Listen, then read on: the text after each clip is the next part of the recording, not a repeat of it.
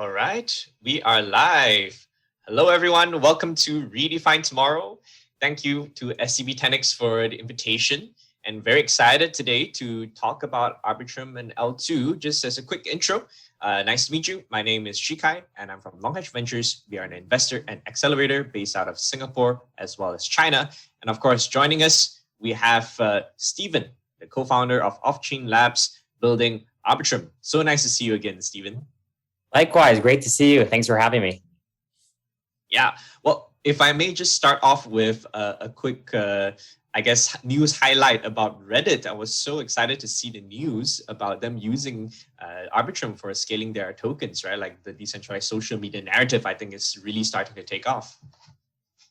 Yeah, it's super exciting news for us, and it's a long time coming. We were working with their team for several months now, and obviously have been looking forward to today since we submitted our proposal to the bake-off last year, just about a year ago. So really excited to get to this point. I think we're still in early days and looking forward to continuing to work with their team and for a long time to come to scale Ethereum and really bring the masses to Ethereum. I think this is the first traditional web company that's really doing something very large in Ethereum, or at least the first one that I can think of offhand. And it's really exciting for us to be a part of that. And this is definitely a very big day for us. Indeed. Yes, we're going to dive a lot more into that as well. Of course, like today has been a highlight, especially with that news, but it hasn't always been that kind of rosy, right? It has been a long journey to get to here. And I understand that Arbitrum and yourself came from very academic roots and then just built all the way here. So would you like to kick it off with sharing how it all started and how your journey in crypto started? Yeah, definitely. So my journey in crypto started definitely was academic roots. That's correct. I was as a PhD student. Right when I got to Princeton, my advisor Arvind Narayanan sort of introduced me to Bitcoin at the time, and I was fascinated by it, and over time got into smart contracts, Ethereum, as Ethereum developed over time, and so that's my personal story of how I was first introduced, and really during the course of my PhD, got more and more involved and interested in the space. But Arbitrum has a similarly early story. So that's my co-founder Ed. Really was the first one to think of to envision what an early stage of what Arbitrum is today. And Ed, if you look back, Ed's been thinking about scaling blockchains and scaling smart contracts, for years and years, even before Ethereum was live. Because it was always clear to us, clear to Ed, I should say, that one of two things will happen: either this technology takes off and it needs to scale, or the technology goes away. And we didn't think that the technology was going away. So we were pretty sure that this was going to, keep on the usage and demand, and the community interest was going to keep on increasing. And then, at that point, it was obvious to us that we needed to scale and start thinking about scale early, because scaling wasn't a problem that it's become dire in the past, say, 6 months, 1 year. But it was kind of clear that was coming for a long time. So we've been thinking about these problems for a very long time. And so Ed was the earliest one of us involved in Arbitrum. And then Ed went off to the White House. He was a senior advisor to President Obama and deputy CTO of the White House. And when he came back in 2017, that's when Harry, my other co-founder, and myself, we sort of went into Ed's office and said, "Hey, Ed, that Arbitrum thing you were working on a few years back, I think it's time we pick that up." And we first picked it up in an academic context and published a paper on it. And in 2018, we spun out the company, and it was clear to us that we wanted to actually build something and build something. Ethereum was obviously already live, and at that point, so from the earliest days of the company, we were on Ethereum layer 2. That was clear to us. And we've been building for years. And I guess today is a nice culmination of that, where we see, the actually taking these years of work, academic work, company work, and actually seeing, a very large internet player come and build with us. And it's really a validation for everything we've been doing. And again, though, I think this is early on. I think we're looking forward to, many more good years of scaling together and bringing more and more users onto Ethereum and into the world of decentralization. Indeed. If I may just zoom in a little bit on your journey there, because I think there are a lot of academics and students and PhDs, researchers who would like to also go through a similar journey, right? Of like actually building something impactful and seeing it come to fruition. And often it is kind of a struggle, right? Because for developers, they've been building applications and entrepreneurs, right? For like financial people, like maybe they come into DeFi like quite naturally. But for an academic, right, how did you actually make that transition and actually make the decision to start the company and sustain it for the number of years before we see the traction we have today? Yeah, it's a great question, and it really depends. And there are sort of different types of researchers. My personal flavor has always been rather than starting from the solution, starting from the problem and taking something which I think is going to be a real world problem, because those are the things that I can get most motivated about, and trying to build a solution for that. And for example, some of my PhD work was in digital asset custody. I did work in threshold ECDSA, and there are a bunch of companies that are built around building and using that technology now, like Fireblocks and others. And similarly with Arbitrum and scaling, we sort of, as an academic, you have the freedom to take a big bet problem, a problem where you don't need to produce a solution right away, and you have your time to sort of think about it and build a solution. And this was clear to us that it was years away to build a solution to this problem, and something that we thought was going to be very, very needed. And that motivated us. And in the academic context, that's all you need. If you have a problem you're excited about, you can build and write a paper about it, and you don't need to justify that. And we've been fortunate to have some really, really great backers in the company days who really believed in our vision and were willing to support us through the years of building it took to get here. But fundamentally, I would tell any academic looking at this, it's really about looking to real world problems and actually talking to people, talking to engineers and entrepreneurs, and saying, what are your problems? What are the problems that are too hard for you to solve today?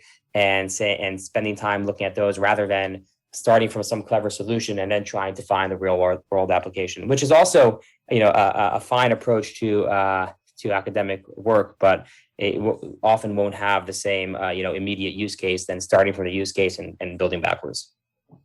Indeed. It's interesting how like the same kind of piece of recommendation, it's universal throughout like all of the investors and projects, and we love to tell our founders the same thing. But also from the academic angle, interesting to hear that it is the same approach. So even though we can say that coming from academic roots or having an academic culture does not mean that we just kind of like lock ourselves in the study and research about what's new to build, right? Like listening to the ground and building something useful that people want. So absolutely, yeah, definitely. Awesome. So let's take a snapshot then, coming in on to today, right? We hear about Reddit. What else would you like to share about the Arbitrum ecosystem? Just some high-level facts on where we are today. Yeah, so we're in a very exciting time for us. So Reddit's obviously super exciting for us and very fresh news. But there are also hundreds of other projects that we're working with on the context of Arbitrum One that are building on Arbitrum One. So we're right now in a developer mainnet stage of Arbitrum One, and we're basically readying this ecosystem. And we have dozens of projects, or many projects, that are already deployed, hundreds that are in the process of deploying, including some of the biggest infrastructure providers and dApps on Ethereum. So this is also super exciting for us, and it's a really, really interesting and hard coordination problem where basically our view is to, and there are different views on how to launch an ecosystem, but our view is to try to get the full ecosystem up and ready. So when users come on day one, they'll know exactly what, everything that they want will be there and be ready for them. Their assets will be bridged. They'll have lending, they'll have exchanges, they'll have options, they'll have derivatives. They'll really have everything on the platform. And we're, well on the way to this. And I think, the main thing that we realized along the way, something that, for example, in our early academic days wasn't the case, but has really been a focus in the company, is EVM compatibility, and really making sure that we are fully compatible with the tool chain that people already know, that people already wrote code in, that apps are already written in. So all the existing code and all the existing developer knowledge, we are super compatible there, and make it really as easy as possible for developers to build on us.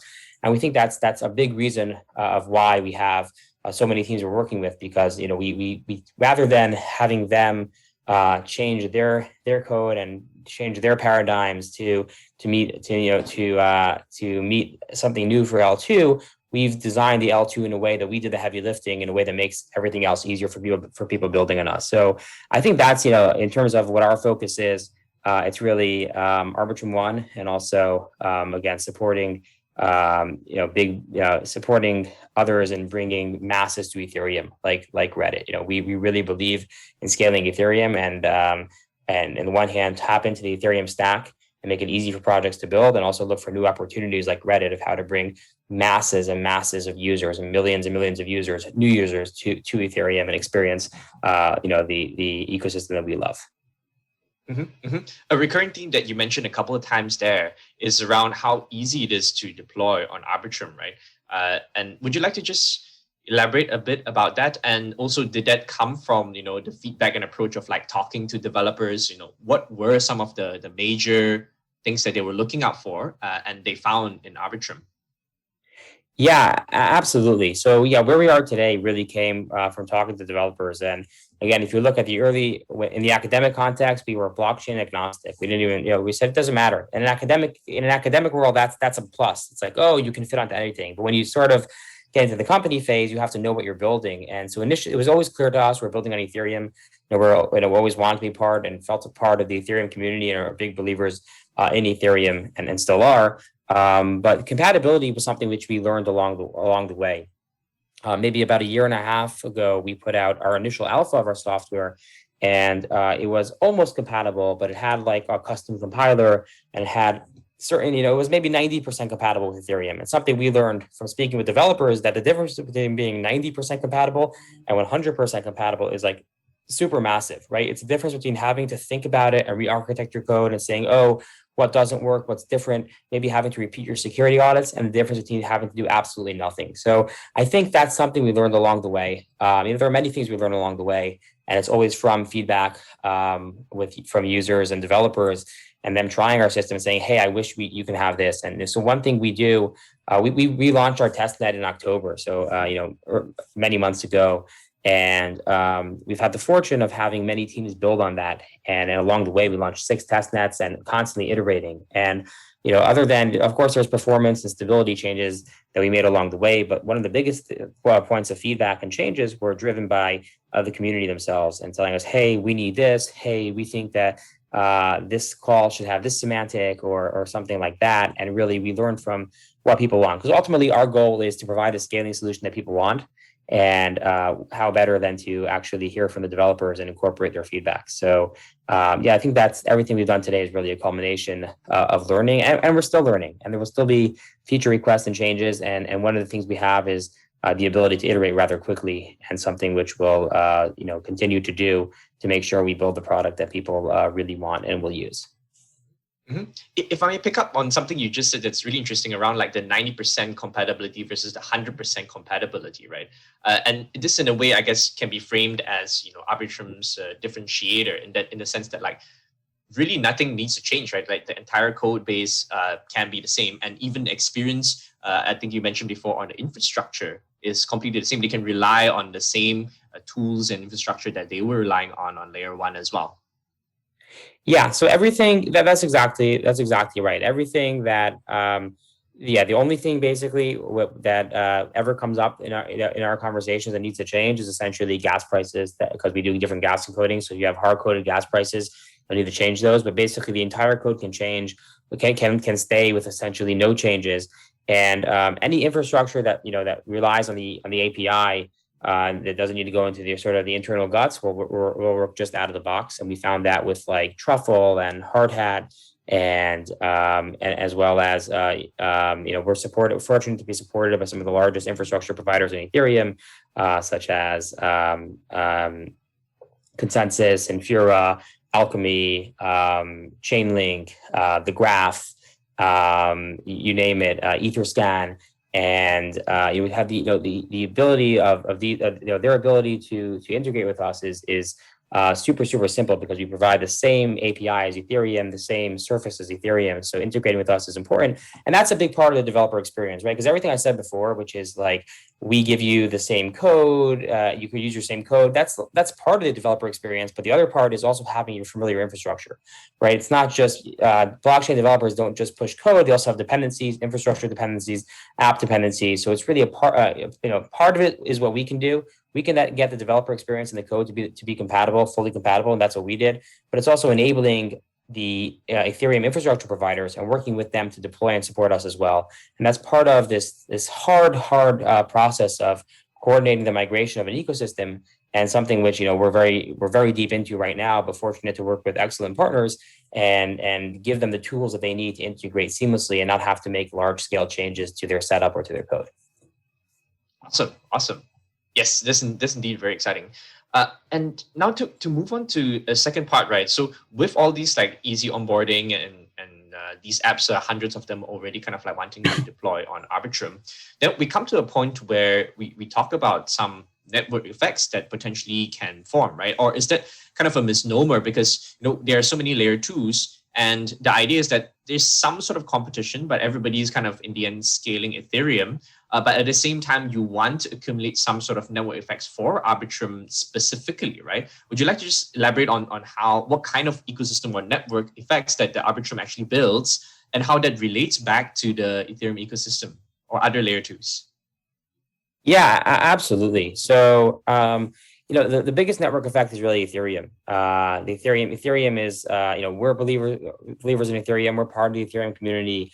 Every Arbitrum transaction has a counterpart in Ethereum. They're batched, but every Arbitrum transaction puts data on Ethereum. And so, the biggest network effect that we're fortunate to be a part of is really Ethereum. And we think that that's the strongest network effect there. There's so many believers in Ethereum, so many projects that just will only launch on an Ethereum layer 2, Ethereum or Ethereum layer 2. So that's, of course, the biggest network effect that we're very much a part of. But in terms of course, even when you look at a specific rollup like Arbitrum on Ethereum, there are network effects there as well. So, all of these infrastructure providers that I just mentioned, that enables, there are so many projects that rely on those. There are projects that rely on, if you look at, different projects, they're basically dependency graphs, right? There are certain projects that they can't build without, say, Chainlink support, or they can't build without, say, Gnosis Safe, or they can't build without, they can't build without Uniswap, right? So there's so many projects that need, and these are just to name a few, not to, there are lots of excellent projects we're working with, so not to be exclusive at all, but the idea is that the dependency graphs are complex, and you can view it as a pyramid. There are some on the bottom, that's like the core infrastructure, and then like the apps like Uniswap are towards the bottom. Then there are apps on top that just need so many pieces, and the more pieces you get, the more apps you unlock, right? So that's something which we found, of course, and then building that network and having that network is super important, because if you're an app that has dependencies and those dependencies are already live in Arbitrum or Arbitrum One, that becomes very, very compelling and easy for you to build on. So that was definitely, the network effects are very important there, and which is one of the reasons why we're doing this coordination problem of actually moving people onto Arbitrum One, and it takes time, of course. We launched our developer mainnet on May 28th, and we've been fascinated by been super happy with the pace of all these projects are building. But we're building the pyramid, and you have to start from the bottom layer. So first, we needed to let the infrastructure in and do their thing, and then apps that just have infrastructure dependencies, and then we build the pyramid from there. And we're quite far along there, but definitely, if you tried building the network any other way, it just wouldn't work, right? You can't start at the top, because then these apps can't launch because they require pieces that aren't there. So definitely, I think there's very, very strong network effects, both Ethereum's network effect as well as Arbitrum's network effect there. And I think it will be very compelling for projects to come and build there and stay there over time as well. Indeed. Of course, anytime we talk about network effects, by definition, they're somewhat exclusionary as well, right? So this means that, fundamentally, there's some level of fragmentation still between the layer twos, and, there are bridges that are required, like with other side chains or EVM-compatible chains as well, right? And that's something that I guess we're all trying to solve. And to a certain extent, right, like for Arbitrum as well, we'll need a lot of bridging for liquidity and withdrawals and so on. Would you like to just elaborate a bit about how that can be addressed, or is this kind of like we want it to be a problem so that it becomes a moat for Arbitrum. Yeah, no, I think that it is important. Of course, network effects do imply this, and bridging is a super important part of the ecosystem now. I think a part that's going to become more advanced over time. And even even if you just focus on Arbitrum and take the Reddit example for today, right? Reddit is doing another chain, another Arbitrum chain. So there will still need to be bridging there. And we view this. I think in the long run. Well, you'll find this synergistic chains. You might have like a chain devoted to scaling communities.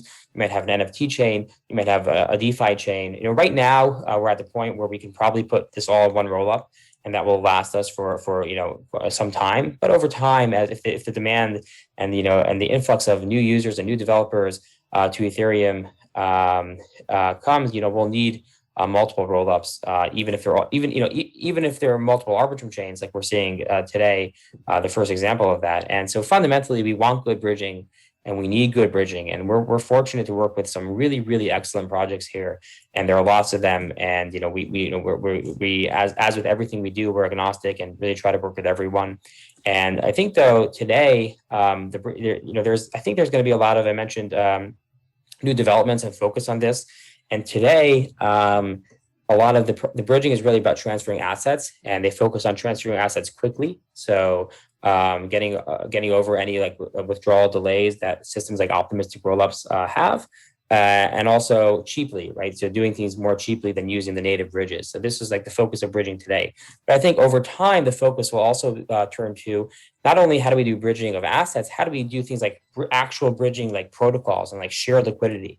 And back to your initial question, for academics listening today, this is something we don't know how to do, but it's critically important. And I think it's critically important to the future of this space. So this is one of those big bet problems that is like, well, if you solve this and figure out a good way, and there's some great projects that are already, looking into this and solving this, but we're in very, very early days. But I think bridging is going to become more important, and I think more advanced over time, and we definitely welcome that. Mm-hmm, mm-hmm.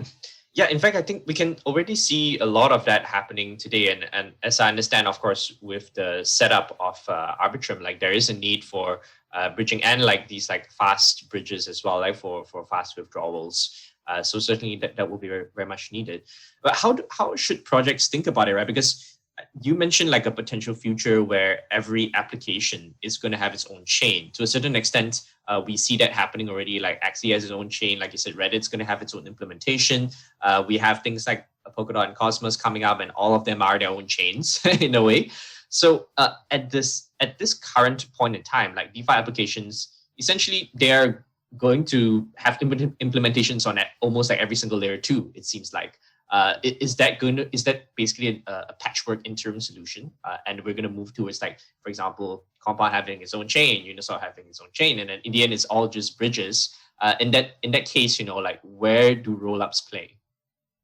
Yeah. So to clarify, I didn't mean to suggest that every application will have its own chain. I think the long-term future that I think will happen is different verticals will have their own chain. So you'll have DeFi chain, you'll have, Uniswap and Aave will be on the same chain, but they'll probably, at some point come to, they'll consolidate. They won't, they think the launching on every chain is more of a medium-term solution, but I think there will be consolidation over time. But I think you'll have an NFT chain, and I think you'll have chains for other verticals that we don't even imagine today. I can't guess what the next thing will be, but maybe gaming, for example, is something we see up and coming. You'll have a gaming chain, and I think the idea here is there's a balance between scalability, right? So if everything was on its own chain, and state bloat, right? So you don't if everything was on its own chain, the cost of validating any one of these would be low, and we'd also be able to do a lot more in parallel. But on the other end of the spectrum is composability, right? The amazing, the magic of DeFi is really the composability, that you can do this transaction that calls out to a bunch of different DeFi protocols and borrows and exchanges all atomically in one transaction. And I don't think that's going away. I think that that's super important. So I think having one chain is going, we will have, I don't think we'll get to a world where every app has its own chain. I think we'll see big ecosystems develop on one chain, and that's here to stay. But I do think we'll see projects almost self-organizing over time in, hey, do I need to compose with these projects, or am I really, comfortable being in a silo with those projects? And I think we'll see these sort of communities almost like self-sharding pop up over time. That's at least my medium-term to long-term vision. Again, right now, from our perspective, we're onboarding everyone onto Arbitrum One for the most part, DeFi, NFT, and we think that will be enough for a very long time. But I do think that over time we will see different chains pop up over synergistic who do you want to compose with, the synergistic relationships. And I think the composability within a chain will probably always be the best and always be the easiest and better than any bridge we have. But I think as bridges get better and better, we can really potentially bridge that gap to no pun intended to sort of have your cake and eat it, have low state flow and in multiple chains and parallelism, and also have the ability to some extent share liquidity in between these. But I think I don't think that the idea of having multiple projects composed in one chain is going away really ever. I think that's a critical part of what we're doing here. Indeed. So in that future that you are envisioning or projecting, predicting, where would Arbitrum play, right? And how would you position Arbitrum today to then, capture that kind of future? Yeah, so I think Arbitrum is a strong part of that future. I think rollups are a strong part of that future. And I think, again, I'm a big believer in the Ethereum ecosystem, and I think rollups are the end game for the Ethereum ecosystem. And that's where we end up. And I think we'll probably end up in a place where we have several rollups. And, for all I know, they can all be Arbitrum rollups, right? We have the Arbitrum One chain, maybe that's, which has, strong DeFi presence today. Maybe the Arbitrum Reddit chain is really optimized for scaling communities. And maybe you have an Arbitrum gaming and NFT chain, and we have great respect for others in the space as well. That's not to suggest there won't, maybe there will be others as well. But I'm just sort of giving the view of, I think there will be a small number of rollups, relatively small number of rollups are organized around verticals. And I think over time, rollups will get better as well, and we'll make more advancements there in increasing scaling, increasing capacity there, and less state load over time as well. But I think, we're far away from it's going to be a process over time to get there. But I think in the short to medium term, I think just getting everyone on board a rollup is going to be great. Getting people onto Arbitrum One and building these synergistic communities, and then figuring out over time, what comes next, how we scale along different verticals. If verticals pop up, they don't need to compose with DeFi.